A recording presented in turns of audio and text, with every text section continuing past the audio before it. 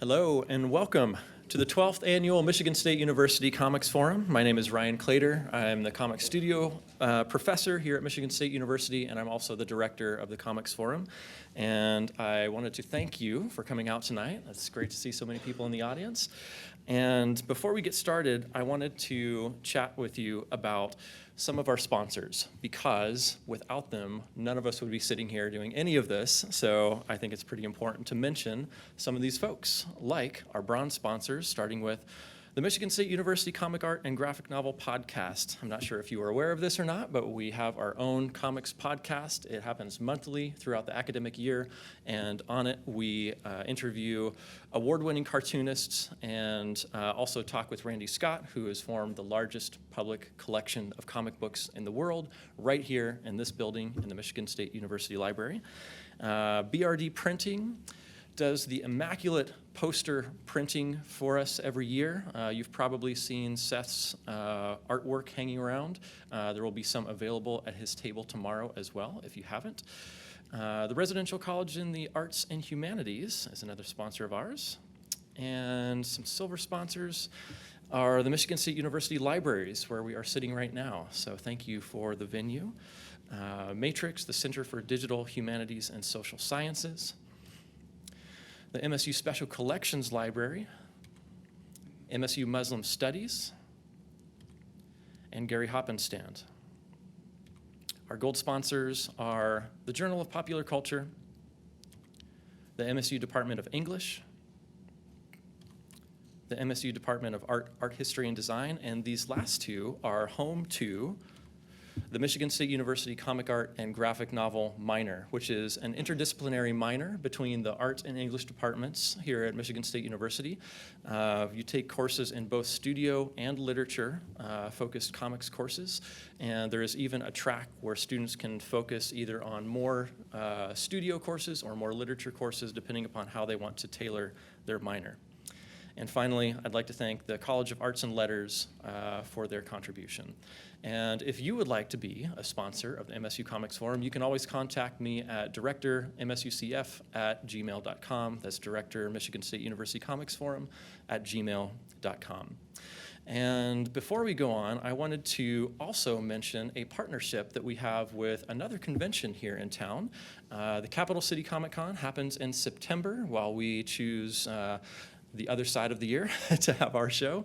And I'd like to bring up Christina DeJong, founding member of the Capital City Comic Con, to talk about this partnership and an opportunity for Michigan State University comics students. Thank you. Oh, wow. Oh, they're clapping for you, not for me. That was for Ryan, right? Not for me. Hi, everyone. I'm Christina DeJong. I'm one of the founding members of Capital City Comic Con, and I'm here tonight along with Tim Hunt, who's on our board, and James Curtis, who's also one of our founding members. And we're really excited to partner with MSU, and particularly the comics minors. Great to see some of our former students, well, former current students, I don't know. But anyway, students who do great work here on campus. Hey, there's a remote.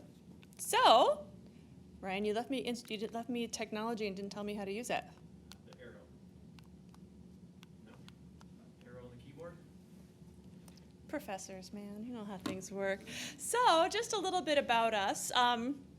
Our mission is really at the Capital City Comic Con 4 C's, comics, creators, collectibles, and community. We want to be the Comic Con that actually celebrates the comic art form and really focus on that, and that's one of the reasons why we're so happy to partner with the MSU Comics Forum.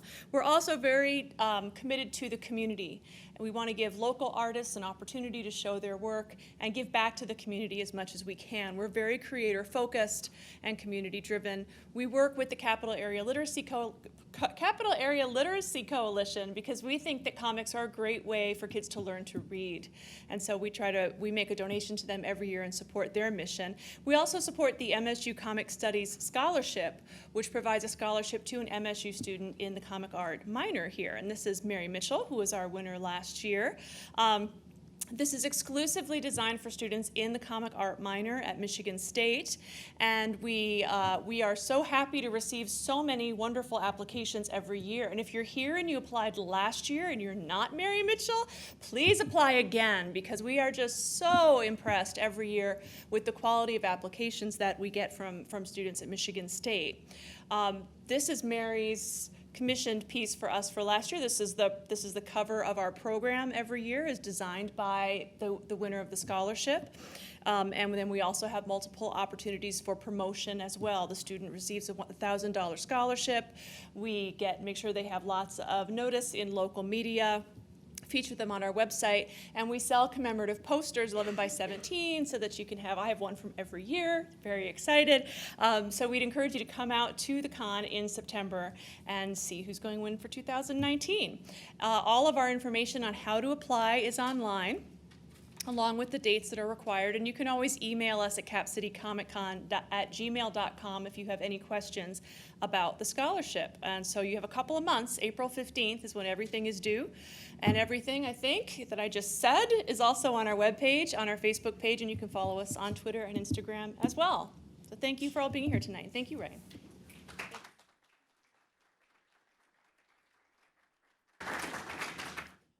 I want to say thank you again to the Capital City Comic Con for making MSU Comic Studies such a priority in their planning. That really means a lot to us, so thank you. And don't forget about the Capital City Comic Con come September. So while the sponsors I mentioned earlier helped to make the MSU Comics Forum happen through their generous donations and contributions, the following folks make it happen through sheer grit, determination, and willingness to put up with me. So I'd like to introduce you to the 2019 MSU Comics Forum Committee, starting with Jonah Magar, our venue liaison. So where is Jonah? Jonah, why don't we come up here this year? Jonah Magar is our venue liaison for the library. Last year was our first year in our new home at the MSU Main Library. And Jonah's worked at the library for a number of years and made our transition really seamless. So let's give Jonah a round of applause, please.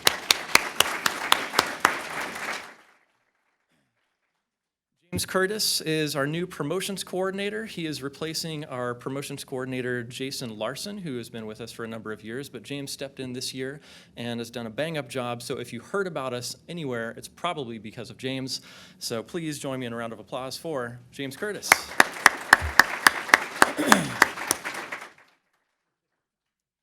Anthony Robinson. Is Anthony here tonight? I have a feeling he might not be. Anthony Robinson is our Artist Alley coordinator. Anthony Robinson is replacing Jay Jaycott, who was associated with the Comics Forum ever since its first year. Jay's taken some time off and making some comics, so I hope you can look out for his books as well. But Anthony's done a great job organizing Artist Alley this year. In fact, so much that we had to turn away 2/3 of our Artist Alley applicants this year. It was a very difficult decision planning Artist Alley this year. So, and we're already working on ways to expand the number of people that we're able to accept next year. So even though he's not here, let's give Anthony a round of applause. Zach Cruzy, our esteemed panel coordinator. Come on up, Zach. Zach has been with us for 3 years now, and he has single-handedly not doubled or tripled or quadrupled, but quintupled our academic panel discussions. So he has been working hard, and I can't say enough good things about Zach Cruzy. He's just been a rock for me, the director, to bounce ideas off of, and anything I ask him, he's able to do. So please join me in applauding for Zach Cruzy. All right,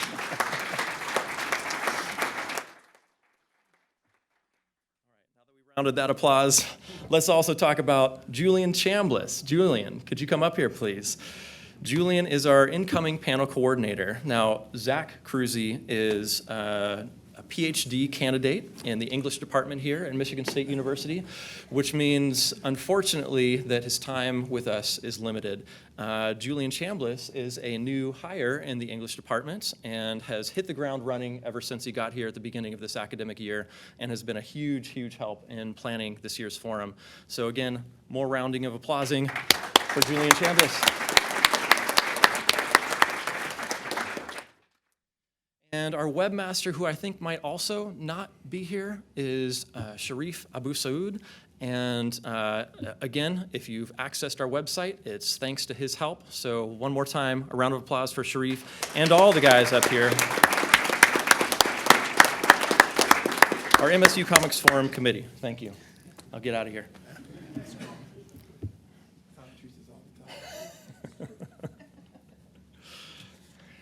All right, so since you're here, I have a feeling you might know about this next guy already, but just to catch any newcomers up to speed, Seth is the award-winning cartoonist behind the comic book series Palookaville, which in recent years has been published as a semi-annual hardcover.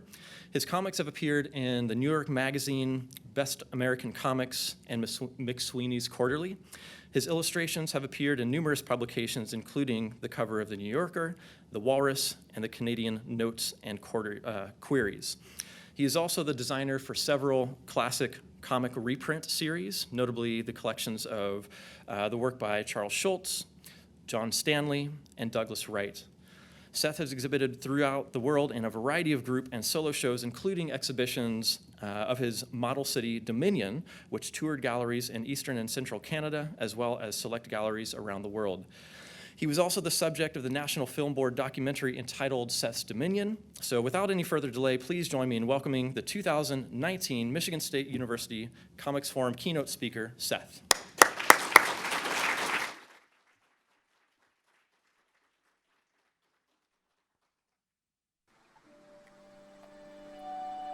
The Creek.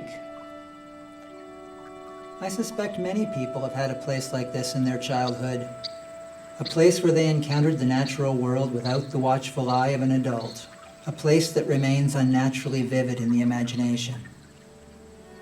The creek was within easy walking distance, just beyond a new subdivision, on the edge of town, a wild area of little streams in the shadow of the bush. Over a fence and into a grassy field, and in that field a pond, simply brimming with life. Dragonflies, painted turtles, water striders, whirligig beetles, and of course, frogs.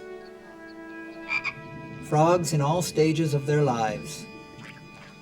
Always so startling to see them on the threshold of being that final creature.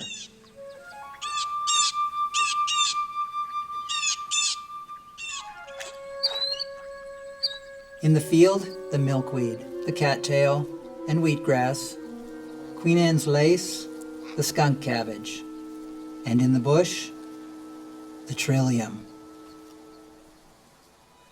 The trillium held a special fascination.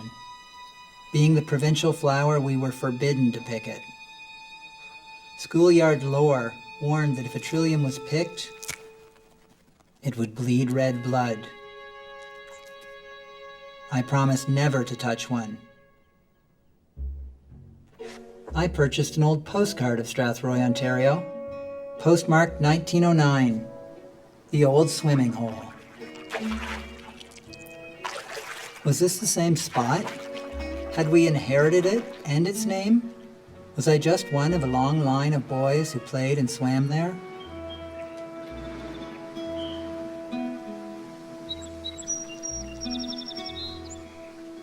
I remember how unpleasant the creek bottom felt with just bare feet.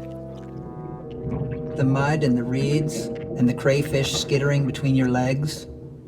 I remember how it felt to be there when you were in a group, and how different it felt to be there alone.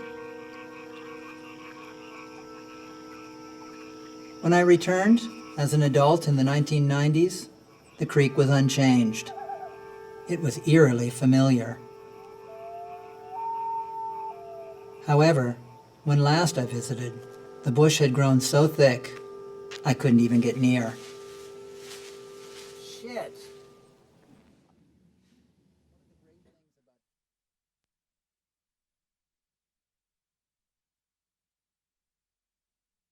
Thank you. Okay. Ryan? How do I advance the slides? It's not the same format I saw before. So I'll do it for you. Will it? What? this. Can you give me the overview? Sorry about this, folks. I don't think we can see that. Okay, don't worry about it. I will just, okay. So, my name is Seth, and I'm a cartoonist. And I've got a series of slides here that I'm going to show you, but don't be too focused on them because I would say I've given this talk before, but it's not really true. I've showed these slides before, but I just talk at random when I put them up. And I don't really know what I'm going to talk about. And what this takes me back to is when I was a young man, I was a big fan of J.D. Salinger. And in Catcher in the Rye, when Holden would talk, he talked about how when he was in class, they would have to get up and give a talk, and they had to be focused, and you had to stick to the point. So if you were supposed to talk about New York, and you started talking about your uncle, someone in the audience would shout out, digression, and that meant you had to get back to the point. But Holden always said he didn't like that idea because it was always more interesting when they talked about their uncle than when they talked about New York. And I always thought that was true as well. So there might be a lot of digression.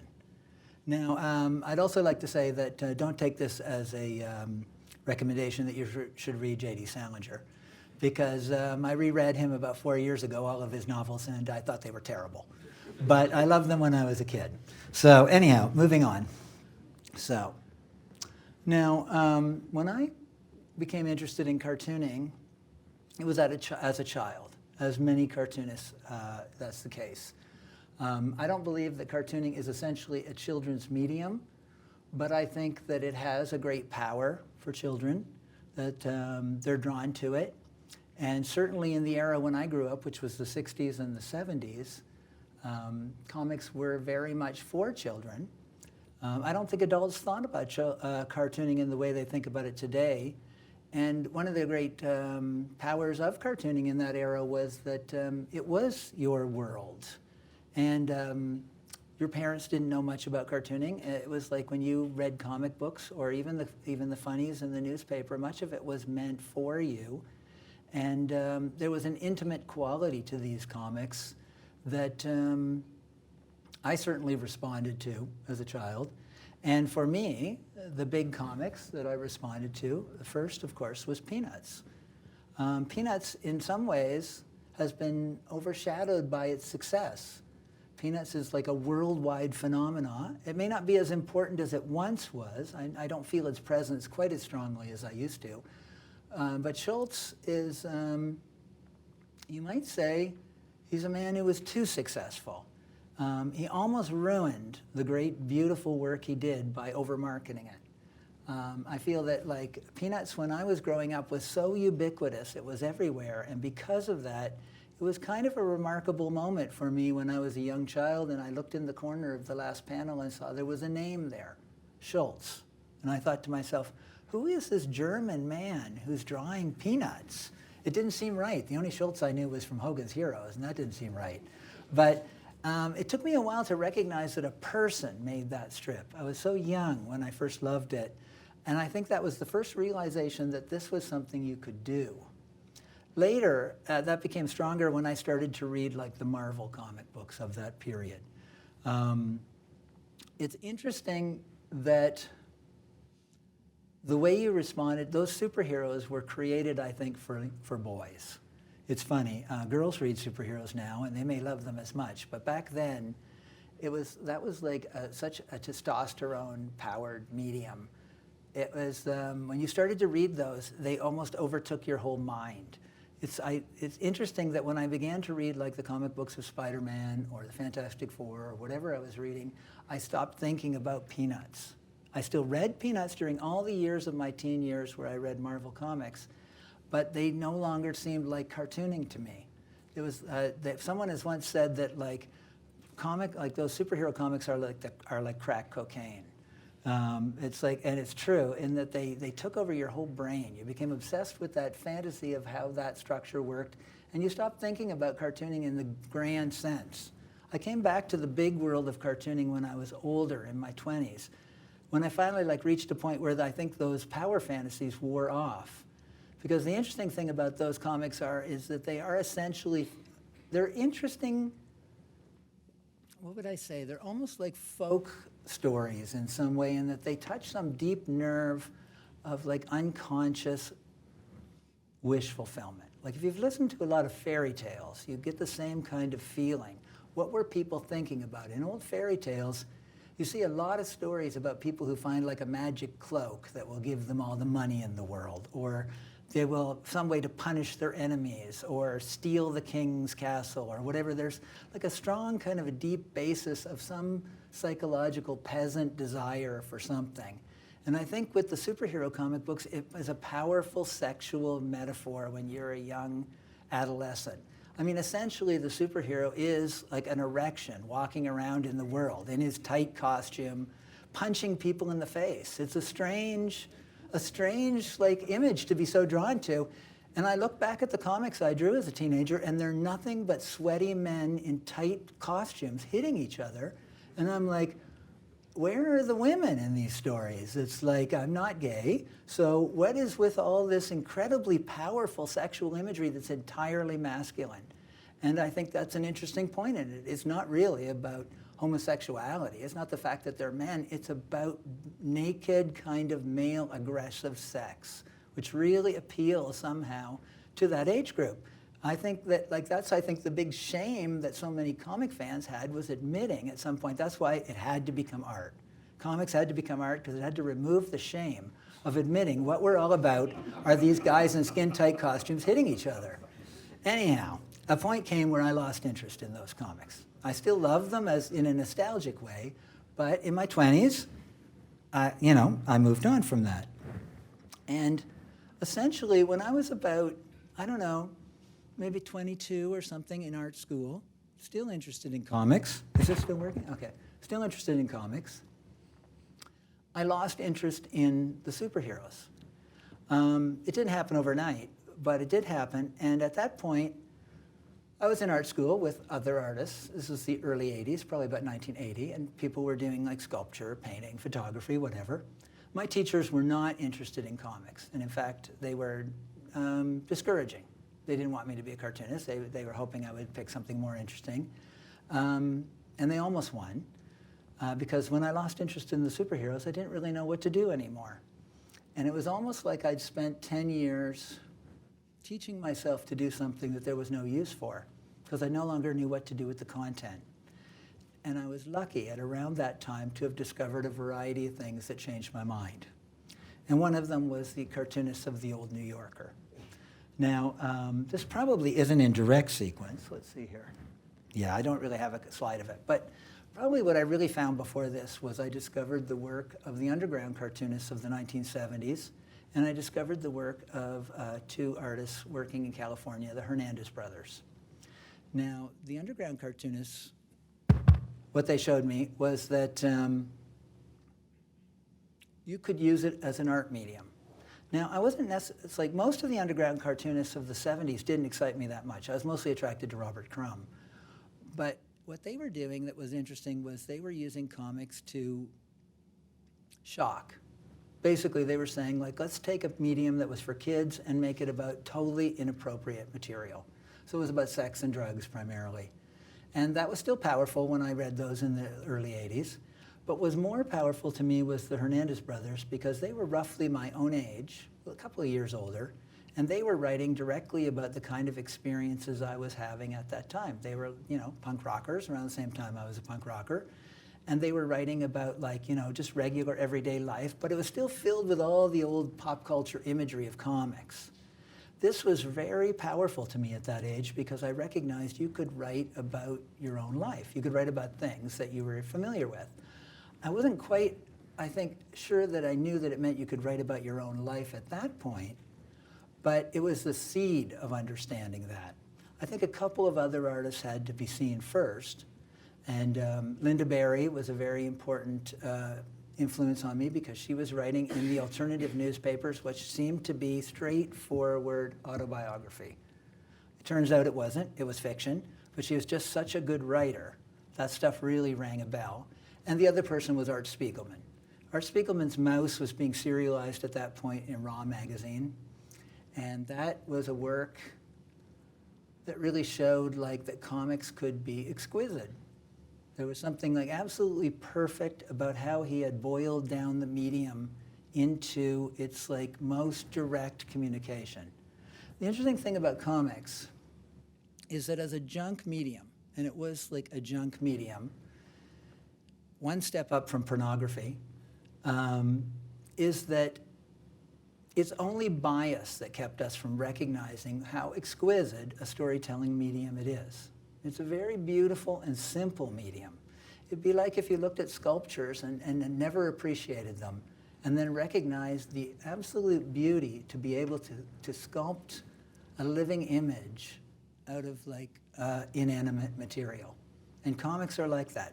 They are a very small bag of tricks. You've got some symbol drawings, you've got like some language, some awkward ham-fisted sort of little devices like word balloons that sit over top of people's heads. You've got a very primitive method of controlling time. One box follows another. It's like it's barely a step up from hieroglyphs. And yet when it is exquisitely done, there is something about it that is essentially like having a memory experience.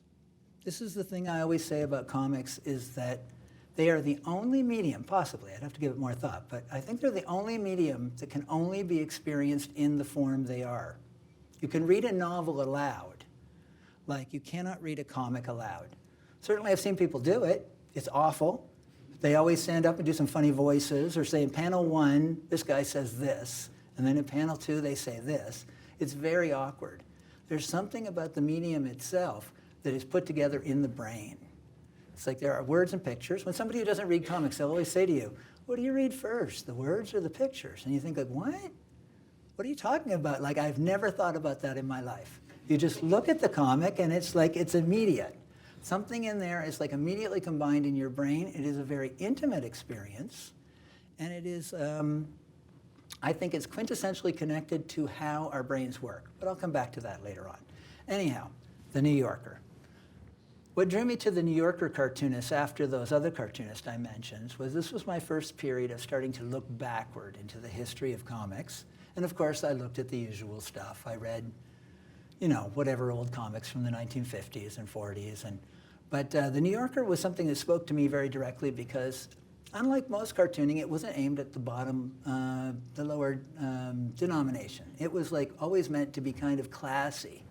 Now, admittedly, most of the New Yorker cartoons were just classy, girly cartoons, but there was something about the style that was based around elegance, which drew me early on, and I think became an essential element of what I was looking for in comics, which was a way to like approach the material in a, I guess I would say like, where you came to the drawing and the design as essential to telling the story as how you tell the story. The actual look of the comic, the surface veneer of it, was extremely important to me. And I spent about 10 years trying to figure out how to use a brush in the way that, like Peter Arno, the great artist of The New Yorker, or to study those techniques. Let's see what the next slide is. Around this time, when I was like, sort of like struggling along on my own, I met another cartoonist in Toronto named Chester Brown. Now, Chester had already been working on his own comics at this point. His comic was called Yummy Fur, and I came across it in a Xerox form, like a zine in a comic shop.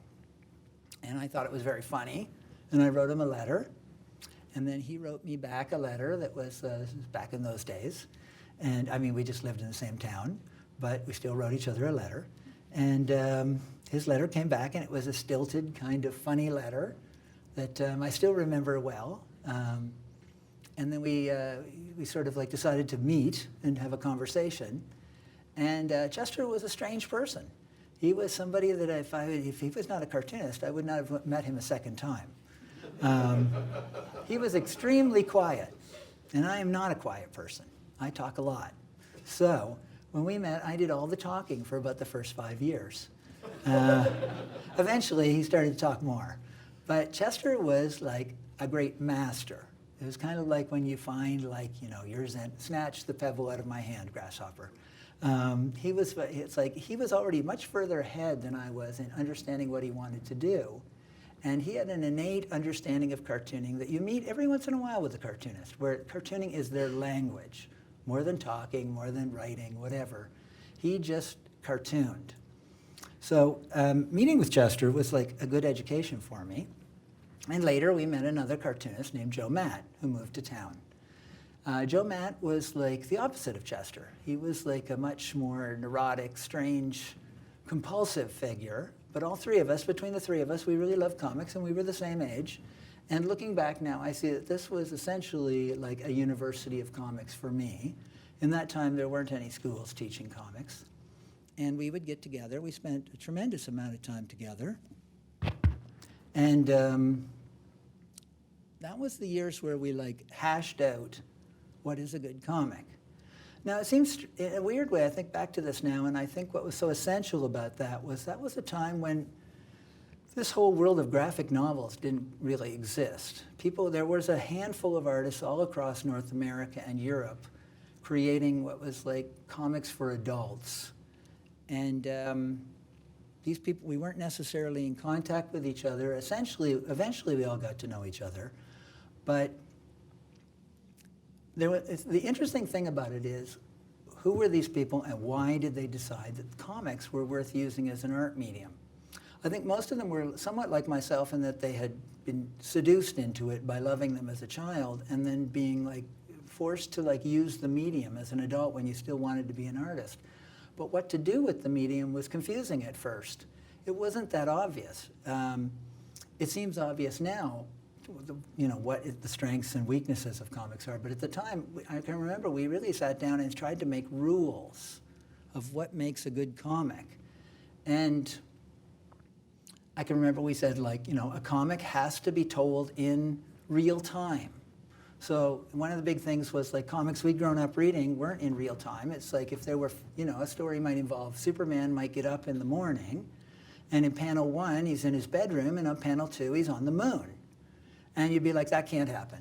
It's like, if he's going to go to the moon, you got to show all the panels of him going to the moon. So we weren't drawing anybody going to the moon, but if you were going to the bathroom, you had to get out of the bed, and you had to have 5 panels at least to get you to the bathroom.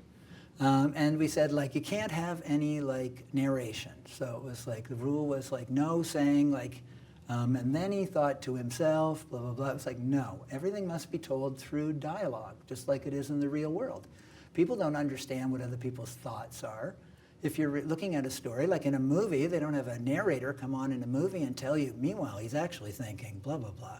You're just supposed to figure that out. So that was out.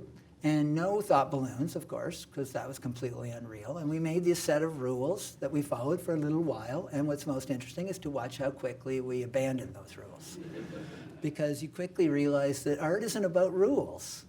It's about creating something that is a genuine expression of communication. And again, as I was going to say, being with these 2 guys, was a very important part of this, and I always recommend to any young artists that it's of value to know other artists, for the simple reason that it's hard to make the kind of logical jumps in a career that you need to make without having sounding boards. Competition is really important. You got to want to do better work than your friends. You don't want to be the worst one in the group. All this sort of stuff, it's part of a process of making art that is young, but I don't feel that way anymore. I'm not in competition with anyone now, but I certainly felt in competition then. And that really made me try much harder. And here are the 3 of us. And that's something. And, okay, so around this time, I produced the first issue of my comic book, Palookaville. Now, at this point, what was interesting is, and I think many cartoonists around this time of my generation felt this, which was, we were involved with autobiography. The idea that, we'd grown up reading a lot of fantasy comic books, and I think we were reacting against it. I'm not opposed to fantasy now. I see a lot of young cartoonists working with fantasy material, and it's that seems perfectly valid. But at the time, the comics medium was entirely about fantasy. So every comic was, it was either Marvel Comics or DC or heavy metal or even even like the kind of ground level comics they called them then were sort of elf comics or God knows what. But very few people were doing work that was like legitimately adult work aimed at an adult audience. And we were very concerned with the idea that the work should be real. And how do you write work that's meaningful and real? And the obvious answer is, when you're trying not to do fantasy, is to go to the most direct source that you know, and that's your own life. And so much of the comics of this period in the 80s were autobiography. And there was a lot of terrible autobiography done at this point too, because, you know, what do 20-year-olds know about life? So you get a lot of poor me comics, and I did my share as well. But the point was, I think, that it taught you, and this was, I think, the essential thing that was learned in this period of comics that led to the change in comics, is that comics were like any other artistic medium, and they could be about real human experience. Not just, you know, trying to cop a few licks of human experience in between, like people punching each other. It was like real stories about real people, and I think it took 20 years of people working in this direction to be able to like start producing fantasy work again in the alternative medium, where people were no longer worried that they were, you know, betraying their ideals. So when you started to see comics like Dan Clowes' Death Ray, that meant that we'd reached a point where Dan Clowes didn't have to write stories about everyday life anymore. Some beachhead had been reached, and people recognized that you could write about everyday life, and it was just like anything else. You pick up a novel, you don't pick up a novel and they've got a time travel story and you think they've betrayed literature. It's just they're going this direction. And I think comics have finally reached that point. I feel that way myself. I no longer feel like that I have to do work that's about, heavy stuff. In fact, that's why I started to do like more silly comics at a certain point, because I felt certain freedom from it. Anyhow, in Palookaville, I started to tell autobiography. And initially, in the first couple of issues, I told stories that were kind of anecdotes of things that had happened to me. I told a story about how I'd been beaten up once in the street, and then another story was about how I'd had an affair with one of my boss's wives. And they were boring. They just weren't good comics. I didn't know it at the time, but I knew it by the time I finished them. I was like, these are okay, but there's something missing from them. And I thought, what's missing from them? And I thought, this is a good story to tell your friend if you were out having a drink. But there's something essentially missing from the stories themselves. And what I realized was it was the intangible elements of real life. Telling an anecdote about yourself is not what real life feels like. Real life is made up of much more nebulous things. It's about what you're thinking about, it's your dreams, the day-to-day experience you have, the experience of being alive. And the first comic I did in an attempt to move in that direction was this comic called, was Palookaville #4, which was the beginning of where I did this book called It's a Good Life If You Don't Weaken. And in this book, it's about myself seeking out the work of an old cartoonist who's disappeared, and where I track down his life and sort of discover, the clues of who he was and where he went, and et cetera, et cetera. And I tried to make it less of a driven plot, but this was the motor of the story, was seeking this guy. And the key point was I presented it as autobiography, but it wasn't true. I just made it all up. And I used myself as the main character, and it wasn't like I was trying to create a big hoax, but what I was trying to do was, by using myself as the main character, I knew people would just believe it was true, and that freed me up to somehow write differently than I'd been writing before.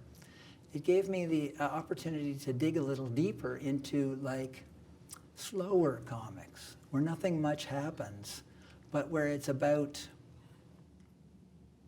a more inner experience, I suppose. And this comic, I think, was the turning point for me to start realizing you could write more honestly by writing fiction than writing autobiography. In autobiography, there is a tendency to think too much about yourself, and not in the way that's useful as an artist, because it's about surface. You start thinking about what image of yourself are you presenting for people of who you are, and is it true? Or am I flattering myself, or am I going the opposite direction? Am I trying to make myself look bad so I don't look like I'm flattering myself? myself. It gets complicated, and you start thinking too much about yourself and not enough about producing the work itself. Because essentially, well, actually, I'll show you a little sequence here. This is from another thing during this period. This is a very short sequence from that novel where 2 years passes. So it's like 6 pages and a silent sequence to show 2 years passing, and then we catch up. Now, I didn't want to put 2 years later, so I used 6 pages to do it. But you know, and to me, this seems very primitive to me now, because 6 pages is not enough. Now I would probably do 20 pages for that. But at the time, that was like a big thing for me to recognize you could just show something in a certain way rather than telling it. So it was like to allow the comics to slow down. Essentially, I think my whole career, what I've been trying to do is figure out ways for the comics to feel more like a natural expression of my inner self. Anyhow, what was I saying about that? Well, anyhow, let's move on from there. The comics of this period for me were very transitional, because it was like I said, I was going from autobiography into real fiction, but I was still using myself as a character at that point. After this, I moved on and began the book that has occupied the last 20 years of my life, which is Clyde Fans. And in this one, I moved into straight fiction. Now, I actually just finished this book. I started it in 1997 and finished it in 2017. Yeah, so 20 years to do it. And it's not like I was working 20 years on this solidly. It was like getting done, you know, in between other projects. But I guess what I was going to say about how these things work is that in some ways, at a certain point, about halfway through Clyde Fans, I thought to myself, this was a mistake.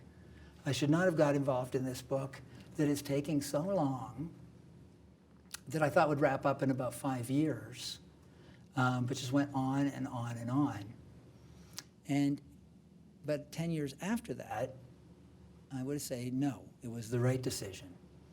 And the essential reason for that is that you only learn by doing.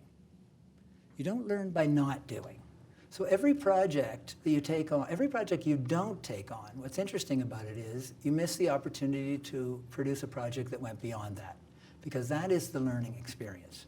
It's funny that everything you work on, I notice this more and more as I work on a variety of projects as I get older, is that it's not the project that you say, like, oh, okay, I'm going to do this thing, I'm going to make this sculpture, or I'm going to write this book, or this comic strip, or whatever. That's something that you know what it's going to be. You think you know what it's going to be. And during that experience of working on that, that is where you learn what the next project will be. That project can't exist without the intermediary project. Clyde Fans, as convoluted and like frustrating as it was to me to work on it for all those years, led to a great variety of work I couldn't have done if I hadn't done that. If I'd done a book that I just wrapped up in a couple of years, it would have led a different path. And ultimately, I feel like the lessons I learned from this 20-year book were very interesting to me. The life of an artist is a funny life, especially a cartoonist, but I think this may be true of all artists. I think making art is about process. It's not about the art. The art is a byproduct of the process. Certainly for a cartoonist, many of us work alone, and you work at home or in a studio, and you spend a tremendous amount of time by yourself, and that negotiation of what you're doing is a negotiation with yourself. It's a long period of talking to yourself over the years. You sit at a table, and you work on things, and they're slow. It's like drawing comics is a very slow, boring, laborious task. You draw the same character hundreds of times over to get him to do something or whatever. It's like, I don't like it. I don't enjoy drawing particularly, and it's not something I would pick for the sheer joy of doing it. But the joy is actually in the experience of what you're doing with yourself. It's interesting that I do believe the artist's goal or task is to understand themselves.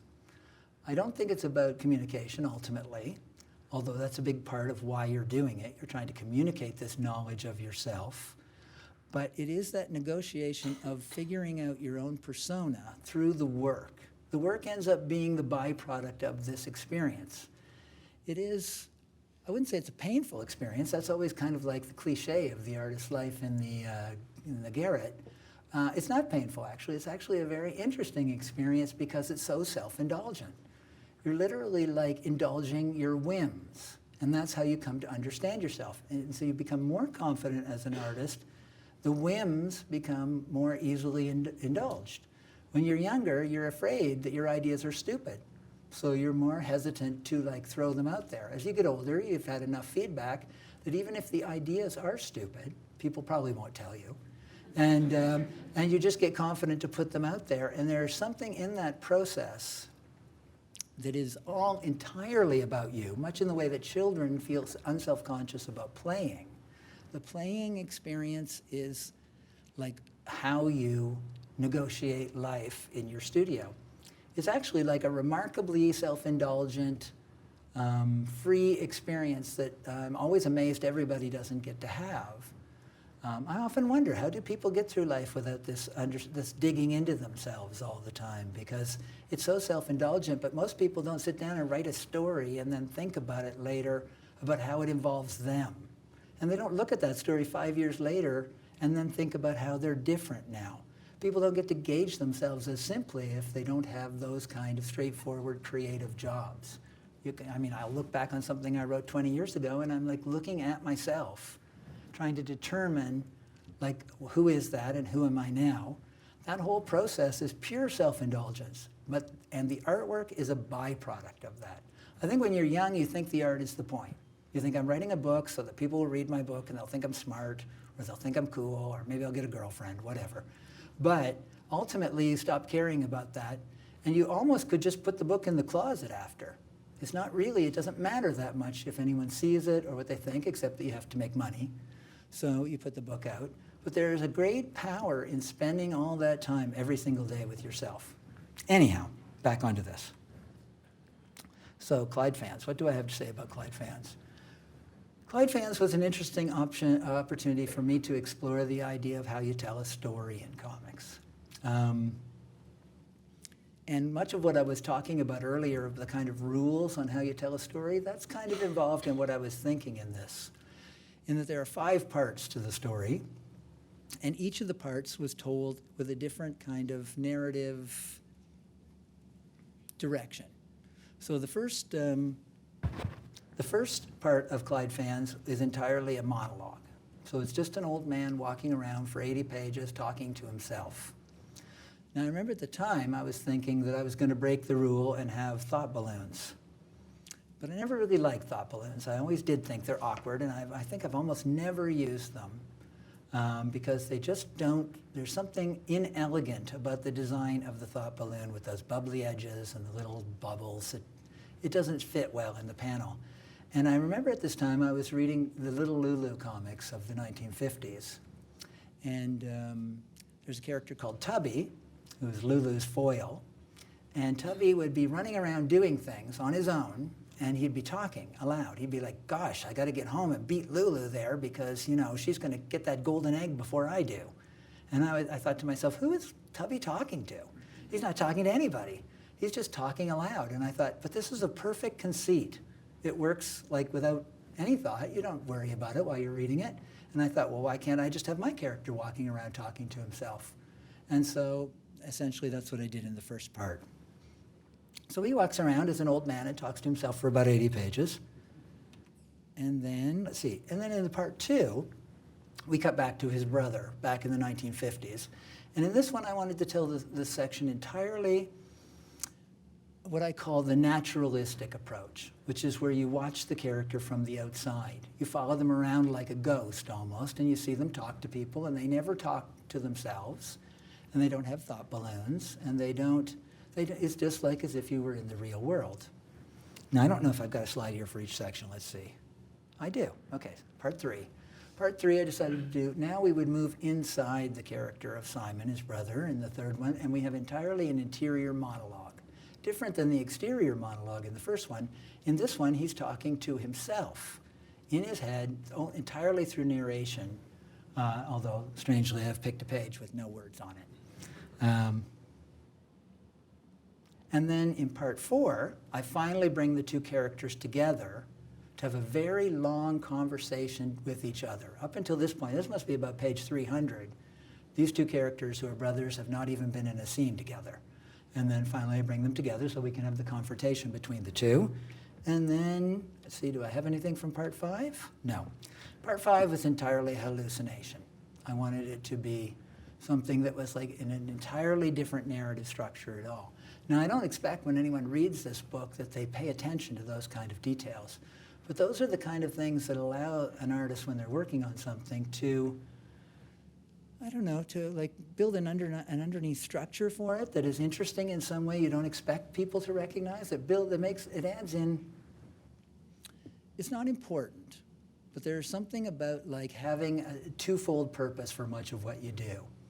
I designed a book once where the whole book was designed around this war memorial I'd seen. It had nothing to do with the book at all, except that the artist whose book I was designing, his father had died in World War I, and I wanted to make a connection to it. There's something about this that gives almost like an underlying magic to what you're doing. There was a story once where I took all the pacing of the story and built it around Glenn Gould's Goldberg variations. This is the kind of stuff that like nobody knows about it, and it wouldn't make the story any better. But it gives you like a sort of a charged magical reason for what's going on and how you're setting something up. It gives you a challenge, let's put it that way. Anyhow, these are some images from my sketchbook. That's my wife, some girls from the catalog, etc. Maybe I'll talk about sketchbooks for a second. Here's a sketchbook collection of mine. Yeah, anyhow, okay, so let me change gears. Cartooning's always been a commercial medium where you're supposed to be directly focused on making commercial art. That's the world I grew up in. You learned a skill, and then you went off and you got hired by somebody to do this. The big change in the period that occurred when I was a young artist was that we started to think of ourselves as artists. Now, we weren't the very first cartoonists to think of ourselves as artists or to keep sketchbooks. There were lots of them. But the process of what I call the studio experience is, I think, quite essential to being able to create a different kind of cartooning. And part of that was, again, self-indulgence. And I've spent many years working in sketchbooks, doing like, individual strips or drawings or whatever, and that have no direct purpose beyond practicing drawing or experimenting, painting and, using different mediums, whatever, playing around for the simple reason that, again, like I was saying, how you don't learn from the projects you don't do, you also only learn by these kind of things that have no purpose. I always recommend to any young cartoonist that they should keep a sketchbook, even if it's only like intermittently, just because of the fact that it's really interesting how you start working on something and it teaches you become more comfortable with something you didn't even think you would do. It changes your whole approach. For example, just like here, this comic Wimbledon Green. This came out of my sketchbooks. Around this time, I'd been working on Clyde Fans for about 10 years, and I felt a sudden desire to do something less serious. Clyde Fans was always about trying to do some kind of real art with, a capital R. And I wanted to do something sillier, something that was more freeing. I wasn't, when I created this too, I didn't think I would publish it necessarily. It was more about the idea of blowing off some steam, I guess, and trying to do something for fun. And surprisingly, I probably put this book together in about 6 months, and it was a very light, silly book about comic book collectors. At the time, I poured through creating this, and I do think that probably, thank you, I do think that probably it had like a kind of an underlying meaning, and that my mother was in a serious decline at this point with her. She had Alzheimer's, and she was getting very old towards the end. And I do think that there was something in this period that made me want to return to the idea of having fun drawing comics because I had done so much of it when I was a child. But, pardon me. But this was a very silly book. This was literally, I had read a book about book collectors and how obsessive book collectors were. And I thought, well, God, they've not met comic book collectors because they're the worst people I've ever met. And it was pretty true. And so I thought I would like to do a book about, a very kind of gentle attack on comic book collectors. And so Wimbledon Green, who is the greatest comic book collector in the world, and the guys around him and their endless battles to win these different imaginary comics and their little clubs and all this sort of stuff. It was great fun to do, but I was a little ashamed at the time. Actually, there's some comics I drew as a kid. I don't know why that's in here. I was a little ashamed of these almost at the point because I wasn't really sure they were any good. I thought they were funny, but I showed them to my publisher and he convinced me to publish them. And this is again an example of that, like, that opened a door for me by having done these comics. It allowed me to learn something. And what I learned during that was I had, Wimbledon Green was done in a funny little way. It was done in a very fragmented way. So I just did individual pages, or maybe 3 pages or 5 pages. They were short little stories that were connected by theme. So it might be like one page would be about Wimbledon Green at an auction bidding on a comic, and then maybe I'd have 2 or 3 pages about some other collector doing something, and then maybe a 5-page story about, I don't know, Wimbledon Green's house and his comic book collection or whatever. And I felt that eventually, they added up into something. When you read them all together, it kind of created a collective experience. And when I finished about 80 pages of that, I thought, oh, that's not bad. And then I thought, oh, it's kind of missing something. So I added in about, like a 30-page story in the middle, this big adventure story between the various collectors. And then it came out, and I thought, oh, this is okay. And what I learned from it, though, was that it really taught me that I could break away from that form I'd been using, which I talked earlier about, like, you really got to show everything. Going from one panel to the other, suddenly I felt free to do comics any way I like. And that led me to my next book. See if I've got it here. No, these are just some paintings. Go through these. Oh, I'm not going to get to my next book yet. I'll talk about it anyway. My next book was called George Sprott. Now, George Sprott, I was working on something, and I got a phone call from the New York Times, and they were asking if I would do a strip for them.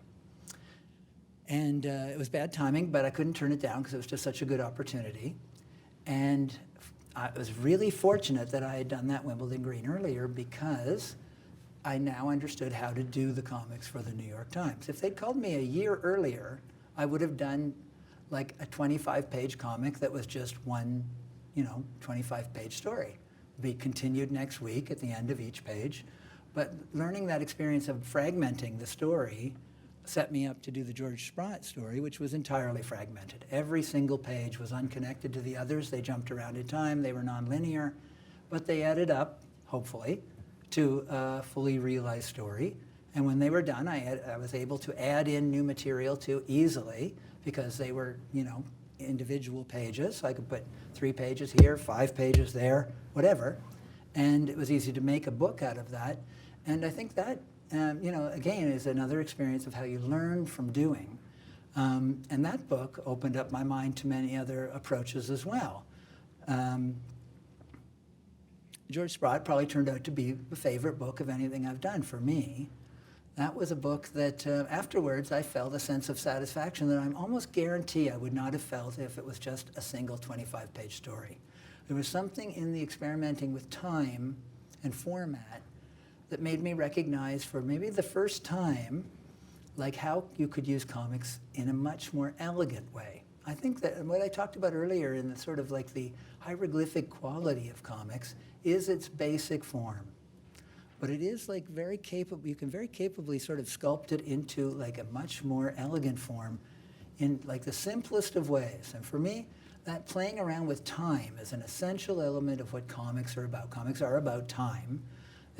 How you tell the story is about time. They're not like movies. Movies take place in real time, even if a movie is 5 years, the story, it still takes place in 2 hours' time. Comics are a very interesting usage of time and how you put those panels together, how you break apart the pages. That is like a powerful time-telling device. To go further, I think of comics as essentially as a memory tool. Are we getting there? What are we at, 10 minutes? Oh, wow. Is it? Oh, geez, okay. I'll quickly cover this. There's an artist in Canada, there was an artist named Thoreau MacDonald. He was back in the 50s and 60s, and he drew little pen and ink sketches of rural scenes, barns, owls, whatever. He would walk around in the countryside, and then he would come back, and he would never draw anything when he was out, and he would draw these little black and white pictures from memory, because he understood that you can't capture reality in little black and white ink sketches. You can capture memory, though, and experience. And when you look at the drawings, you're not convinced they're reality, although they're very well drawn. What you are convinced of is that they remind you of your experience, the barns you've seen, the fields of grass you've seen. This is how comics operate in my mind, is that you can't, there are comics that try very hard to draw in a photorealistic style, and I always think that's a failure. I think it slows the comics down. It creates some other experience. To me, comics is about image making, symbol making. The drawings in comics are symbols. They're houses, they're people, they're cars driving down the street, but they're symbols, and you fill in the details. I can draw a sink with a rusty drain in a very simple way, and that's not imparting that experience. That's up to you as the reader to fill that in. There's something about comics the drawings in comics that are like memory drawings to me. And in that sense, how you build a memory is kind of how you build a comic page. In that, memory appears to be, you think to yourself, oh, I have a little film in my head of something that happened. But it's not really like that. If you were to think, what was my childhood living room like? You sort of start in the beginning, in the middle. You're like, I'm in the room. Oh yeah, there's a couch over there, and there's something on the wall. Oh yeah, there's where the TV was. It's like you build out. In comics drawing, I think the very essential element of creating a comic is much like that experience of building out. And I could go on with this, but I have this feeling someone's counting the time over there. I won't go through this cardboard city. That's too complicated. But since we're right at the end, I will cut to the last image then. Is there some way to jump right to that? No. Okay, get ready for a quick show. George Sprott. George, a memoir I've been working on. We're getting close. Here we are. Okay. And here we go. So if we could drop the lights a bit, and go. I'll come back for a second after.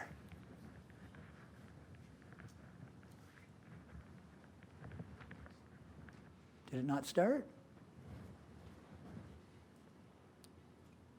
Oops. Oh, darn. Well, the very last image, give it another try. There we go.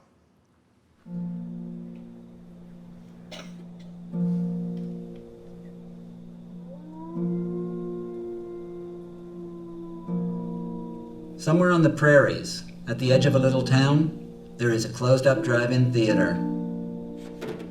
Closed 10 years. Next to that drive-in, you'll find a rusted-out kiddie carousel that no child has touched since 1973. And on the shores of Lake Huron, there is a cottage. And in that cottage, there is a back room. And in that back room, there is an old cardboard box filled with road maps, insurance folders, appliance pamphlets, mimeographed recipes, and black and white snapshots. A box that has remained unopened in 35 years. Further on, down a gravel road near Algonquin, stands the nailed-up information booth of an out-of-business tourist camp. Inside, under its main counter, is a dusty book open to page 126. This is where it has sat since the door closed for good, since it was absent-mindedly left behind, half read.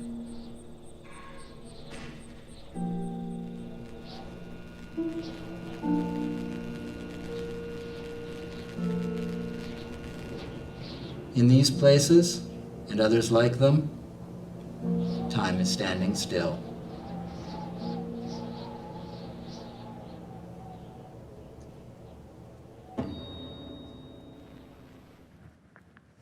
I'll just say the last word, then I'll let you have it. So I just wanted to say thank you very much for coming, and it was a pleasure to talk to you, and I'm always glad to see like a world of people interested in cartooning as an art form, and I'm always glad to see that the art form is moving forward. So thank you very much.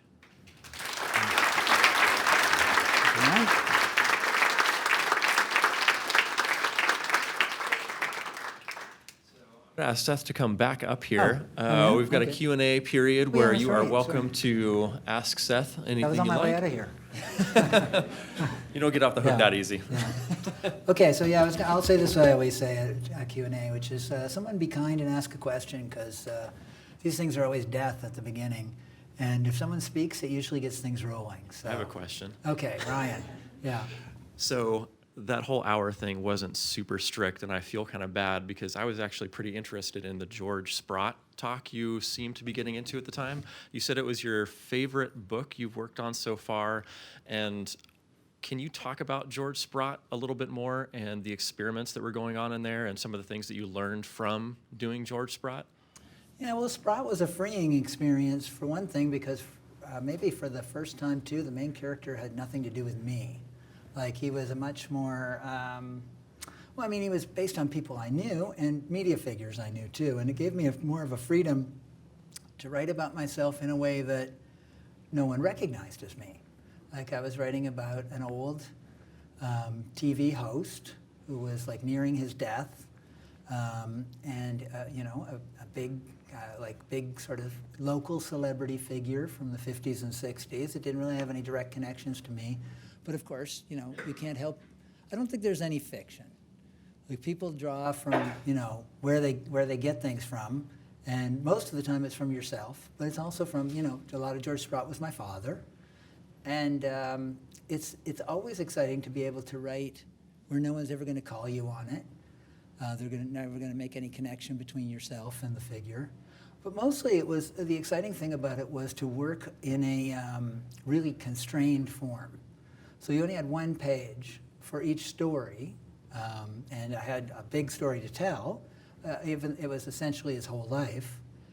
And so the way I worked on it was, at that point, I would go to a hotel, and I would for the night, and I would write the strip that night, and I would sit there and work it out, and I would always just write it out exactly as I thought, everything I wanted in it. So, and then I would look at it, and I'd break it down into panels, and I'd say, and you could fit about maybe 30 panels on the page. And I'd be like, okay, this is 130 panels. And then you'd start cutting to the bone. That experience of cutting to the bone was something I had never done in my life, because as an alternative cartoonist, you had control over how you publish things. And in fact, that was one of the great powers of coming in at the time I did, is that nobody was telling you what to do. That was one of the things we often talked about, was old cartoonists, they'd be like, they had 8 pages to tell a story. If we wanted to tell a story in 100 pages, that was our choice. And suddenly here I was with 1 page, and I was learning what editing was about, and it was super valuable, and I loved it. I loved cutting out huge swatches of stuff. You'd be like, there goes his whole childhood, out it goes. And it would be great. You'd be like, it's so much better without all this nonsense. It made me question my whole approach, which has always been, like I said, about digression. I've always felt like just pour everything in and it'll somehow sort itself out. This was a very interesting experience to be forced into constraints. And it was also interesting to work in a non-linear way with an audience that probably wasn't paying enough attention. Like I was aware, I think, I didn't get a lot of comments about George Sprott, but I do know when it was over, somebody sent a letter to the New York Times and said, thank God that's finally over. And that was like actually one of the best letters. I was like, that's a keeper, but not what you want. But it showed that people were not like, it was like, they weren't, literally I could tell that guy was not paying attention. He was like, I'm not enjoying this story at all. You had to really be like paying attention to know like what you read in the third installment had anything to do with the ninth installment. Even though I wanted each section to be perfectly like you could read it on its own, it was more in depth when you understood the work in its entirety. And that experience too of like, balancing all those little elements in a mere 25 pages was like really very valuable as a writer. I think it might be the first time I thought of myself more as a writer than a cartoonist. So, anyone else? Sure. Hi. Definitely not bored, by the way. Oh, thank you. Yeah.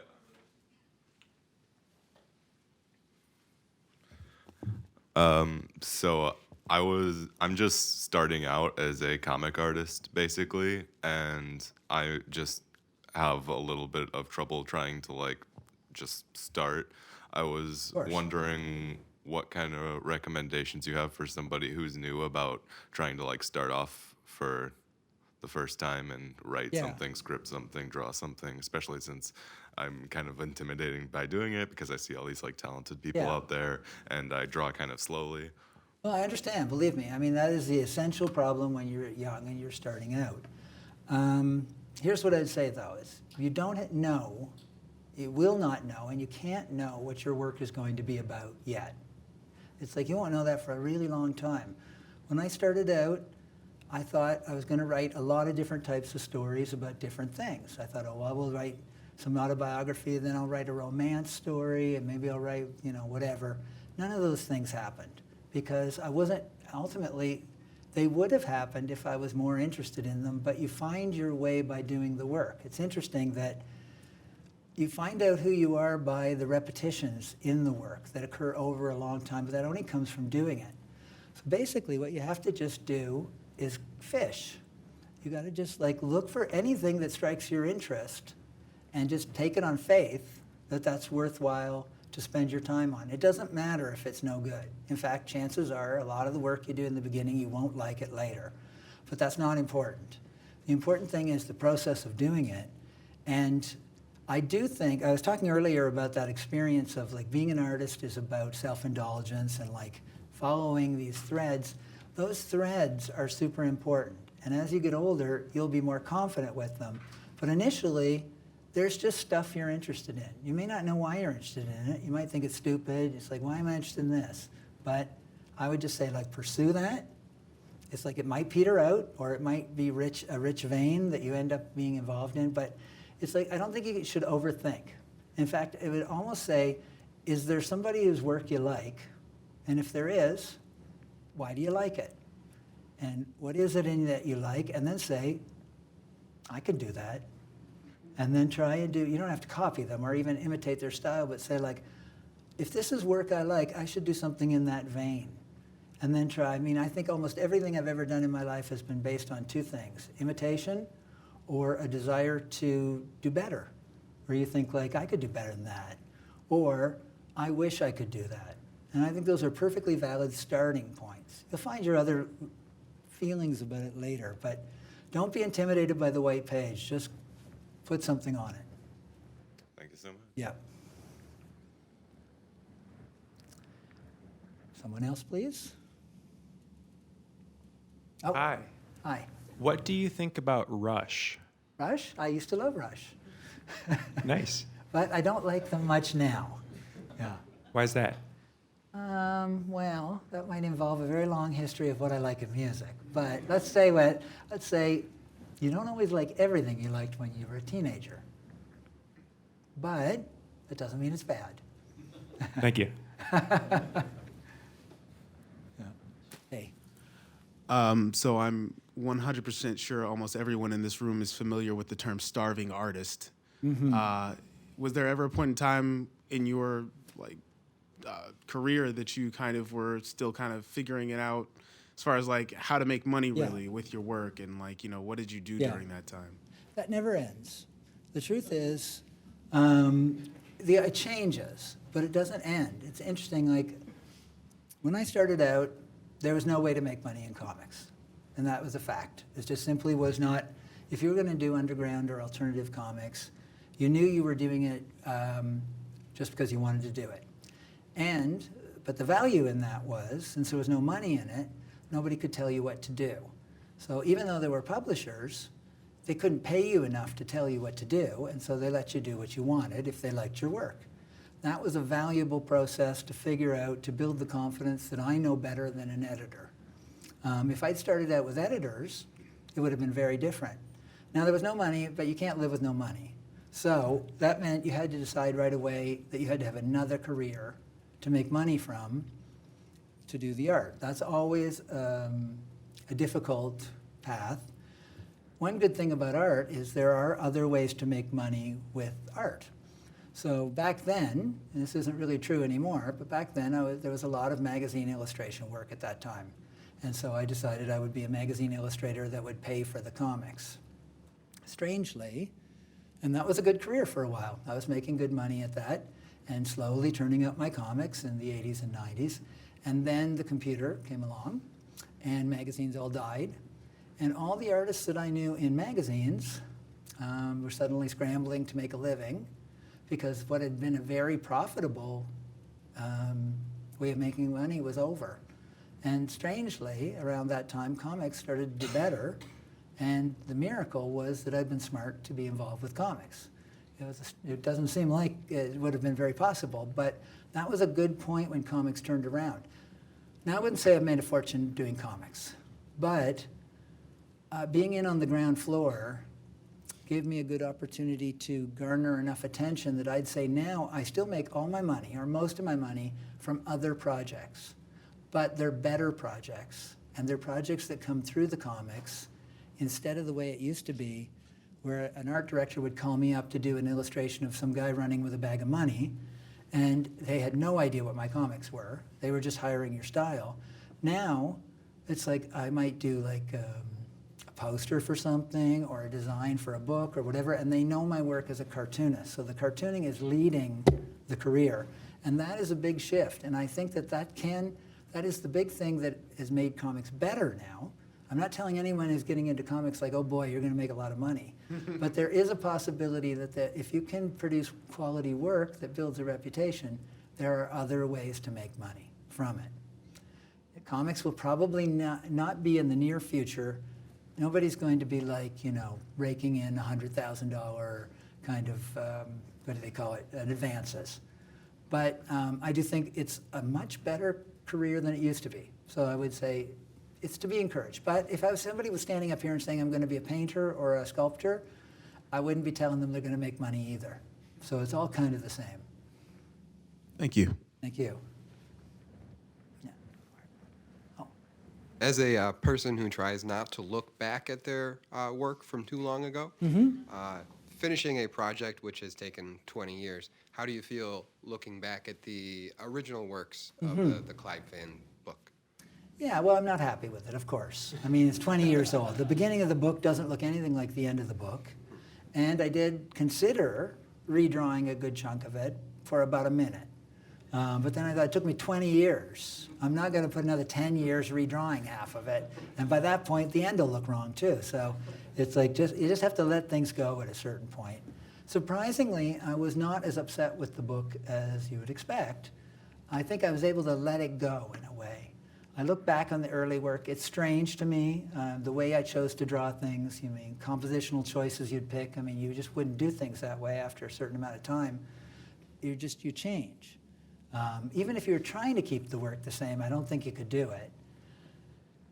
But I think the only reason I think I'm fairly pleased enough with the book is that thematic, or the content, surprisingly, was relatively consistent. I'm kind of amazed at myself that I planned that book 20 years ago and I followed through exactly as I planned. There were a few changes along the way. Inevitably, a scene changed here or there or something. And certainly I didn't write it all out 20 years ago, but I knew everything that would happen. And it ended on the page I planned, it ended on the dialogue I planned. It's like, I think that the fact that I had somehow managed to maintain interest in the book after that much time, and that it was still had an integrity to it somehow, made it okay. I think if the book had grown more with me somehow into something totally different, I would recognize it more as a kind of Frankenstein monster rather than just an ugly child. Yeah. You mentioned earlier working to like find your threads. I was wondering if you could talk about when you started to notice the threads in your own work. Yeah. Well, that's a good question. And when would it be? I mean, I'm really aware of it now. And I think part of knowing it is a confidence that comes, like, I can remember like maybe 20 years ago when I would, like somebody would say, like, would you do a 2-page strip for this book or something? You would think, what the hell am I gonna do? 2 pages. It's like now I would know exactly what to do because I do the same thing over and over again. And it's like you just get used to like what your interests are. But I don't think I knew it for a long time. I think it came slowly. And there are false starts too. Like at some point, like I got very much labeled as Mr. Nostalgia, that all my work was about nostalgia and about old stuff. And I kind of went along with that at a certain point. And I thought, oh, well, I guess I write about old stuff. But I wasn't that interested often. And I did turn out some second-rate work where I was, I think, trying to imitate myself. I think that it's kind of a magic process when it happens, when you realize like what you're actually interested in writing about. Clyde Fans being an example of it is that I was saying like, I didn't really change the book, but what changed was I understood what I was doing. So by the end of that book, when I started the book, I thought I was writing about how progress had changed these men who ran this business. At the end of the book, even with the same ending I'd planned, I realized it was much more of a mystical book.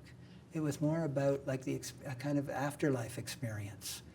And even though that had always been an essential part of the story, I didn't realize how important that was to me. And it took me probably like 15 or 20 years almost to recognize that most of my work is about that, some sort of afterlife experience. So I'm not really sure when the key point came, but I do know that after it came, I felt a different kind of confidence about writing. I always feel now like I know exactly what I will do. It's like I may not have an idea at this moment. If you said I need a 5-page strip, I would be like, okay, well, let me think about it. But by the time I sat down to do it, it would be like, would have a kind of a confidence of this is my work. And you don't have that when you start out. Thank you. So I'm going to go back to some real early work. Sure. I first came across your artwork in Mr. X. Oh, yeah. So my question is, how did that come about, that job with Mr. X? And was part of the appeal of that job the fact that you were following up the Hernandez brothers, who you've stated you really admired? Was that a draw to that work? Yeah, well, it's complicated. I mean, how did I come to that job? I liked Mr. X. I did. I read it at the time, and I thought it was good. And I loved the Hernandez brothers. And that was published in a company in Toronto. So I was at that point just starting to do some comics, like showing them around. They were terrible, and as they would be. But I went in and I showed some stuff, and it shows how shoddy that publisher was, that they took like a guy who came in, who had literally no experience in comics and was turning in these terrible samples. And they were like, would you like to draw our premiere book? And I was like, well, okay. And if I'd thought about it more, I would have said no, because I loved the Hernandez brothers, and it was a terror to come on after them, because I was not, I was just starting out. I didn't have the skill. And I thought so well of them that it was, you don't want to follow up your hero on something, heroes. And so it was really stressful. And it was a good experience, though. In retrospect, I'm glad I did it for a couple of reasons. One is that it was a good apprenticeship to do, like, 7 issues of a comic or something that you didn't write. So you can look back and say, like, well, the drawing's terrible, but I didn't write this stupid thing. It's like that. It's like if I had written it, I'd have been embarrassed, too. But because you're young, you may not write the smartest stuff. And 2 is that working after the Hernandez brothers really forced me to try a lot harder. Every issue I look at, when I can bear to look at those issues, I see each issue is a real struggle to be better. Each one is a little different than the one before. I'm trying something different. I'm trying hard. Unfortunately, it made the Hernandez brothers enemies of mine for a few years. They hated me because I came on that book. We're friends now. But, and I probably would have been horrified to know that they would see me as like somebody who'd come on like a strike breaker, basically coming onto the book after them. But ultimately, it's like it is good to have like something where you can learn in public. The first issue of that was published was a shocker to me, because you know when you're working in your studio on these big drawings and then you see them printed, suddenly they look really different. That is a really good learning experience for every artist who works in print. Is the first time you see your work in print, you realize, God, it looks terrible. And that's when you say like, oh, this has got to change, that's got to change. It's a really good learning experience. And maybe, I don't know if you can learn that on the web, maybe. I'm not sure. It's different somehow to see it in print. Yeah. But thank you. Yeah. Time for one more question. What comics are you reading right now? Right now, let's see. Well, there's a guy in England right now I really love named John McNaught. He's published with No Brow Press. He does these very quiet British comics about birds and street corners. You know, they're very, very low-key. I'm always reading Chris Ware, who I think is the great genius of our time. Chris Ware almost destroyed our whole generation by being so good, because everybody else was ready to quit. I always love Ben Catcher's work. I don't know if you know Ben Catcher, but I think he's a genius. And let's see. What am I reading right now? I think Michael DeForge in Toronto is like one of the best artists working currently. Young artist, not that young anymore. You go fast from being young to being like, you know, middle-aged in comics. I think he's probably 30. But I think that's probably a good overview at the moment. Yeah. Great. Well, if you wouldn't mind giving a round of applause for Seth. Thank you.